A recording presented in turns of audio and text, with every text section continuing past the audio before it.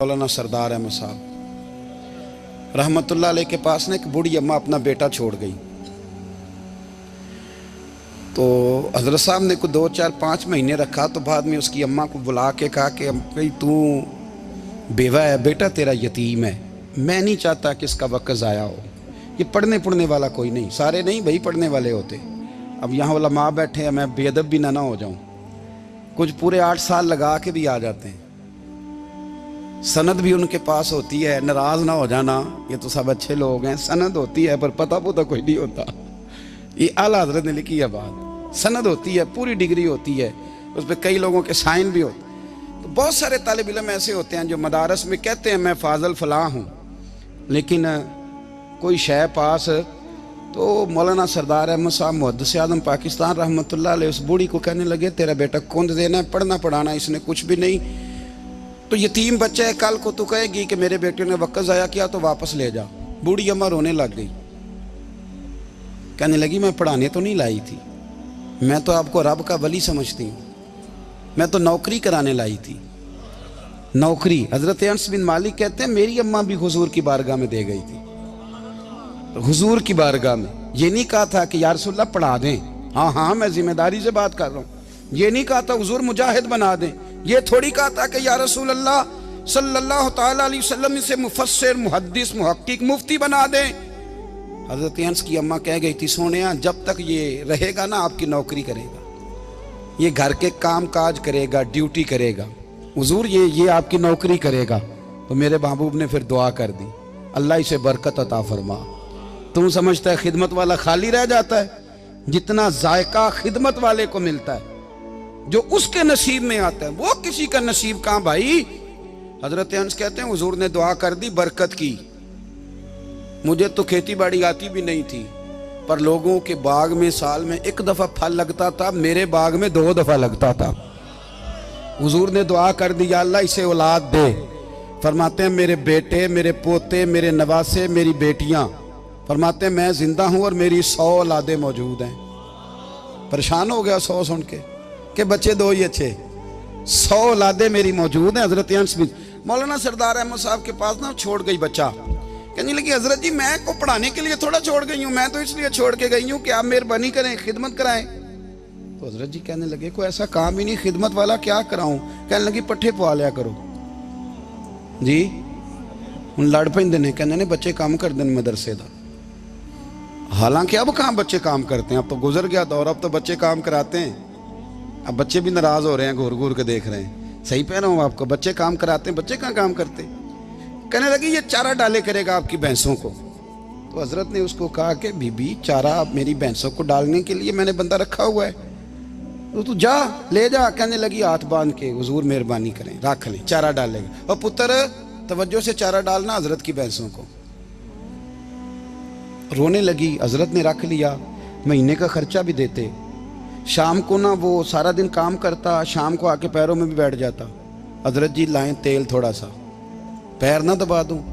8 साल साथ वाले पढ़ते रहे, ये बेचारा नौकरी करता रहा। मेरा रूप भी नहीं ते मेरा रंग भी नहीं, और मैनू यार मनान दा टंग भी नहीं। कभी कभी ना हजरत बिलाल हबशी फारग होते ना, तो नबी पाक की बारगाह में अर्ज़ करते हुजूर कोई काम तो नहीं, सारे हो गए, हुजूर जाऊं ज़रा, चले जाते। एक दिन सलमान फारसी कहने लगे या रसूलल्लाह ये बिलाल कहाँ जाता है। फरमाया जा देख के तो आ।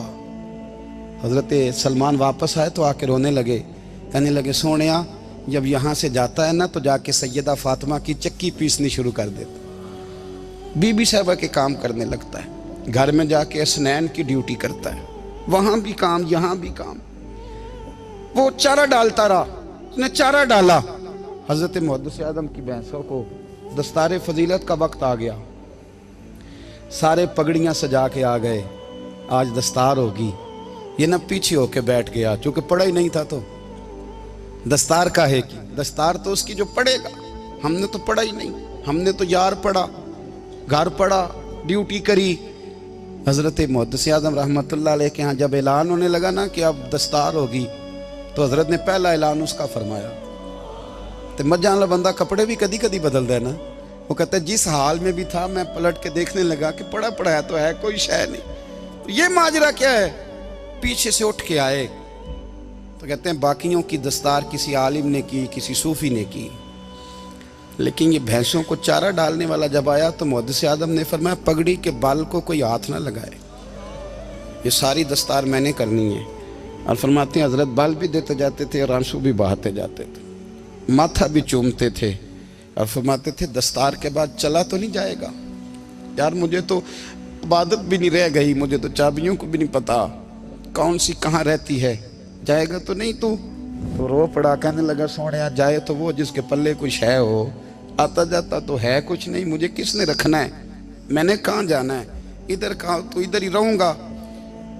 वो उस तालिब इल्म के सारे उस्ताद भाई कहते हैं उसने दस्तार कराई, पढ़ा पढ़ाया कुछ नहीं, पर जो मसला अड़ जाता था ना, वो जो अड़ जाता था ना, वो जाके उससे पूछते थे तो किताबें खोलने की ज़रूरत नहीं पड़ती थी।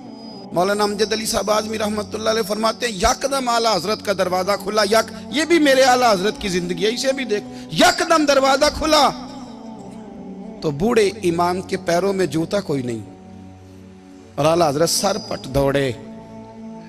मैं करीब गया, मैंने कहा हुजूर मैं सदके जाऊं, कहाँ जा रहे हो? कहने लगे किसी ने बताया मेरा मुर्शद का बेटा रेलवे स्टेशन से गुजरने वाला है, अमजद अली देर न कर यार, कहीं शहजादा नाराज ना हो जाए, मेरे मुर्शद का बेटा, मेरे शेख का पोता, यार जरा जल्दी कर। कहते हैं आला हजरत दौड़े रेलवे स्टेशन पे, उन्हें अगर फतवे लिखने आते थे किल के रजा है खंजरे खूंखार बरकबार, तो वो ये भी कहा करते थे कैसे आकाओं का बंदा हूं रजा, बोल बाले मेरी सरकारों के।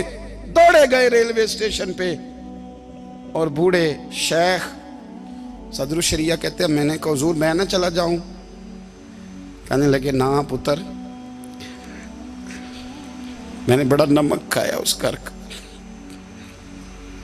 मैंने बड़ी नौकरी करी है, मेरी अपनी ड्यूटी है, तुम्हारी तो नहीं ना। मेरे शेख फरमाते रेलवे स्टेशन पे हजरत खड़े हैं तो एक मुसाफिर उतरता, उसके करीब जाते अदब से सलाम लेते तो कहते मारेरा शरीफ से तो नहीं कोई आया? कहते वो मुसाफिर गुजर जाता, दूसरा आता तो फिर करीब जाते, कहते वो उसके आस्थाने से तो नहीं आए, उधर से तो नहीं कोई आया। कहते सारे गुजर गए, जिन मुसाफिरों ने उतरना था उतर गए, ट्रेन चल पड़ी। तो मैंने कहा हुजूर किसी ने आपको गलत इत्तला दी थी, शहजादे तो आए नहीं। कहने लगे यार इत्तला गलत थी या ठीक थी, पर यहाँ तक आने का मज़ा बड़ा है। आप समझ सकते हैं आला हजरत के दो बेटे हैं, हुज्जतुल इस्लाम मौलाना हामिद रजा खान साहब और मुफ्ती आज़म आलम इस्लाम, दोनों शहजादे इतने बड़े शहजादे थे कि दोनों अपने अपने वक्त के सबसे बड़े मुफ्ती हुए। ये भी तो मेरे आला हजरत है ना, इसको भी तो जरा समझो ना। खुशकी और फिर खुशकी और फिर खुशकी। एक दिन पीर साहब ने कहा, नूरी मियाँ साहब, क्या अहमद रजा यार वो भैंसें रखी हुई हैं तो उनको ना गीदड़ आके तंग करते हैं, तो दो कुत्ते मिल जाए ना कभी, तो चलो रात को पहरेदारी करेंगे, दो कुत्ते मिल जाएं। मैं अक्सर सोचता हूँ कि आला हजरत तो आलिम थे, उनका कुत्तों से क्या लेना देना। हजरत जी आपने कुत्तों की बात करनी थी तो किसी दुनियादार से करते, दो कुत्ते मिल जाएं तो ज़रा जानवरों की देखभाल करेंगे। फरमाया हुजूर सवेरे ही आ जाएंगे। भाई आपका तो ये शुगर ही नहीं, तो आप कहाँ से लाएंगे? दिन चढ़ा तो दोनों बेटों के गले में रस्सियाँ डाली। आला हजरत को सिर्फ आप फतवे की रोशनी में देखते हैं, आपको उस शख्स के दर्द का नहीं पता, उसके जायके का नहीं पता, वो किस स्टेज का आदमी है, स्टेटस क्या है तरीकत में, शरीयत में, इश्क में। दोनों शहजादों के गलों में रस्सियां और पकड़ा हुआ है। तो नूरी मियाँ साहब कहते हैं मैं चारपाई पे बैठा था तो नीचे बिठाल दिए दोनों बच्चे।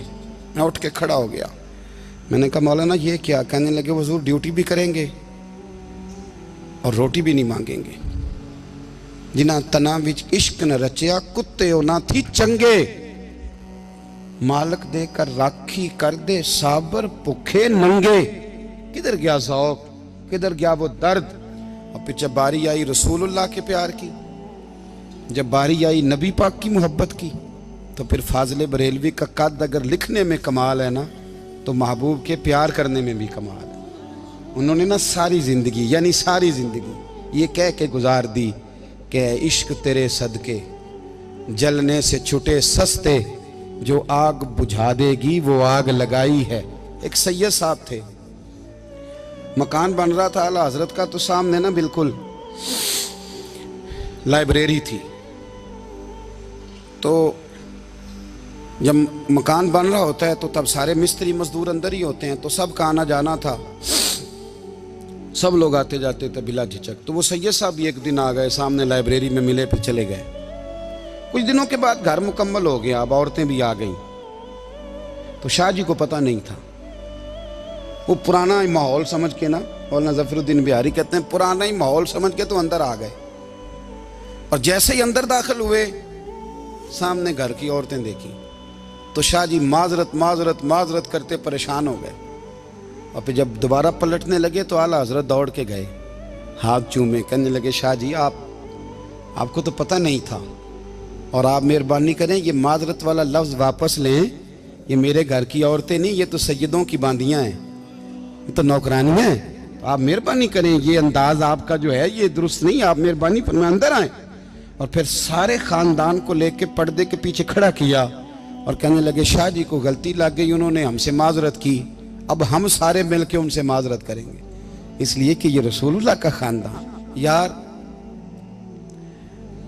थोड़ा बहुत 2-4 लफ्ज़ जिस बंदे को आ जाए ना, 2-4 लफ्ज़, मैं ज़ाती तौर पे ना आपको पता है, मैं तो नात खानों से तो हमारी बनती नहीं, बहुत सारे नात खान तो हमें वैसे ही नहीं। मैं कहता हूँ नात आने दे जाने का नाम नहीं, नात तो कलाम का नाम है। किसी बुजुर्ग की बात पढ़ो, कुछ मतलब उसमें कुछ ज़ौक़ हो, कुछ दर्द हो, ये क्या बात हुई जो आजकल काम शुरू है। लेकिन आपको पता है हम नात खां की भी इज़्ज़त करते हैं। मैं जिस नात खां से नात सुनता हूँ, मैं दिल की कल्ब की गहराई से उसका हया करता हूँ, मैं इकराम करता हूँ, अल्लाह जानता, मैं एहसास देता हूँ, इसलिए कि मैं समझता हूँ ये जब बोलता है ना तो मुझे मदीने वाले की याद आती है, ये नबी करीम की याद दिलाता है, तो इसका एहसास है। आला हज़रत फ़ाज़िल बरेलवी रहमतुल्लाह ताला अलैह ने नबी करीम से मोहब्बत की और हुजूर सैयद आलम सल्लल्लाहु अलैहि वसल्लम से ताल्लुक़ रखने वाली हर शय से मोहब्बत की। उन्होंने अपने ज़ौक़ को कभी फीका नहीं पड़ने दिया। सारी ज़िंदगी रसूलुल्लाह सल्लल्लाहु अलैहि वसल्लम का प्यार। थोड़े 2-4 लफ्ज़ मेरी तरह किसी शख्स को आ जाएं तो वो अदब अदाब के दायरों से निकल जाता है। वो हर चीज़ को किलो काल के जायके में रखता है। इसलिए मुल्ला रूमी फरमाया करते थे, सेठ आदमी हो ना, जेब में पैसे हो तो उसका पीर कोई नहीं होता। अगर कोई ओहदा मिल जाए, बंदा किसी दर्जे पे पहुंच जाए तो उस बंदे का भी मुर्शद है, और अगर 4 लफ्ज़ पढ़ जाए तो अक्सर मेरी तरह के बंदे खलीफे होते हैं, मुरीद नहीं होते। नाराज़ तो नहीं हो गए आप लोग? मेरी तरह के लोग ना खलीफे होते हैं, बताते हैं 14 जगह का खलीफा हूँ, तो सवाल ये है कि गुलाम किसका है? मेरी खिलाफतें। ओ खुदा के बंदे, गुलामी असल चीज़ है। आला हज़रत फ़ाज़िल बरेलवी रहमतुल्लाह ताला अलैह ना लोगों से पूछते, जब कोई मदीने से आता, मक्के से आता, हज करके आता, तो पूछते मदीने गए थे? सदरुल शरिया रहमतुल्लाह अलैह फरमाते हैं, किसी ने कान में आके कहा हुजूर वो मोची हज करके आया। पक्की बात है हुजूर? हाँ। फरमाया चलो चलें। हज़रत जी वो लिखना नहीं, तो मैं आके देखते हैं। हज़रत मेहमान, ओए आके देखते हैं। कहते दौड़ने लगे, वो जूते गांठ रहा था। जाके पूछा हज करके आए हो? कहा हाँ, मदीना शरीफ गए थे। वो जिस बंदे के पास लोग तारीखें लेने जाएं तो टाइम ना मिले, भाई आज मदीने गए थे? कहने लगा जी बड़ा करम किया सरकार ने, मैं तो 1.5 महीना रह के आया हूँ। कहते हैं जुब्बा कहीं, पगड़ी कहीं, कलम कहीं, शागिर्द कहीं, मुरीद कहीं, और अंदर नहीं, हुजरे के अंदर छुप के किसी की तादीम नहीं, चौक में मोची जूते गांठने वाला दुनिया देख रही है। आला हजरत झुके और मोची के पैर चूमने शुरू कर दिए। लोग पकड़ दें, हुजूर ये क्या? वो भी पैर, कहने लगे पीछे हट जाओ। ये वो कदम है जो मेरे मुस्तफ़ा करीम के दरे दौलत से होके आए। हरम की जमीन और कदम रख के चलना, अरे सर का मौका है वो जाने वाले। ये जायका, ये दर्द। तो आला हजरत ने ना ज़ौक़ वाली जिंदगी गुजारी, अदब वाली जिंदगी गुजारी, प्रेम वाला वक्त गुजारा, इश्क वाला वक्त गुजारा। हजरत बिलाल हबशी कभी सिपा सालार बने थे किसी जंग में, किसी सूबे के गवर्नर बने हो? बोलो तो सही यार। उनका तारुफ क्या था? नबी करीम के गुलाम। हुजूर के ना जो ज़ाती मामलात थे ना, 20 अंसारी नौजवान थे जो हर वक्त नबी पाक के पास खड़े रहते थे कि हुजूर को हुक्म करें। 20 और 34 से लेकर 40 तक गुलाम हर वक्त हुजूर की बारगाह में रहते। हजरत बिलाल हुजूर के ज़ाती मामलात की खिदमत करते थे। कोई ऐसी वो जो तबलीग की या दावत की या जंग की या जिहाद की कोई ड्यूटी नहीं वो करते थे, ज़ाती खिदमत सरकार की। हजरत उमर फारूक वो शख्स हैं कि जिन्होंने कभी किसी बंदे को खातर में नहीं लाए हो। लेकिन जब हजरत बिलाल आते थे ना तो जनाब उमर उठ के खड़े होते थे, कुर्सी छोड़ते थे और फिर एक नारा लगाते थे, कहते थे या बिलाल अंता सैयदुना, बिलाल तू हमारा सरदार है यार, तू हमारा। यानी इश्क का ज़ौक पूरा करना उन्हें भी आता था। इसलिए मेरा मशवरा है, मेरी राय है, और जो मेरा हुक्म मानने वाले हैं उनके लिए मेरा हुक्म है कि ज़ौक ना कभी भी ख़राब करना, कभी भी ना ज़ौक ना ख़राब करना, अपना लुत्फ़। मैंने कई दफ़ा, मैं पहली दफ़ा मदीना शरीफ हाज़िर हुआ तो एक बाबा जी मेरे आगे आगे थे, तो उनको ना धक्के मार रहा था। वो सामने खड़े होते हैं ना, अल्लाह खैर फरमाए, अपनी अपनी ड्यूटियाँ ना, उनकी भी एक ड्यूटी है ना जी। तो वो धक्के मार रहा था तो बाबा उसे कह रहा था तेरी खैर होवे पहरेदारा, रोजे दी जाली चुम लैन दे। उन्हें फिर धक्का मारिया तो फिर उन्हें कहता तेरी खैर होवे पहरेदारा। मैंने, वो बिल्कुल अनपढ़ बाबा जी थे पर मुझे उन्होंने बहुत बड़ी बात समझा दी, मैंने उनसे बड़ा सीखा, मिंबर पे जिक्र कर रहा हूँ।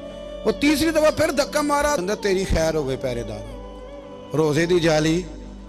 तो बाबा जी बाहर निकल आए तो मैं भी पीछे निकल आया। तो मैंने कहा बाबा जी यहाँ कुछ इन्होंने बांग्लादेशी और हिंदुस्तानी भी रखे हुए हैं, पर ये तो अरबी था खालस। उन्होंने कदों ਤੁਹਾਡੀ भी समझ आती सी, तुसी पंजाबी ਦਾ शेर सुनाई जा रहे हो। कहते पुत्र मैनू भी पता है उन्होंने नहीं समझ आ रही, पर मैं तो अपना रांझा पै राजी करता सा। मैनू पता है उन्होंने कहा ओ यार असी रांझा भी तो राजी करना है कि नहीं, कि सारी जिंदगी किलो काल के झगड़े में पड़े रहना। ऐ इश्क तेरे सदके जलने से छुटे सस्ते, जो आग बुझा देगी वो। और एक जगह पे आला हजरत कहते हैं जान दे दी वादा दीदार पर, हमने जान दे दी। हाँ, खाली उसने वादा किया था कि आऊंगा, आया नहीं था, पर जान हमने पहले दे दी। तो इसलिए ना ज़ौक, शौक, प्यार, वारफ्तगी, मोहब्बत असातिज़ा के लिए, बुजुर्गों के लिए, उलमा के लिए, मशाइख के लिए, बड़ों के लिए ना ज़ौक ना कभी ख़राब होने पाए। अल्लाह आपको सलामत रखे।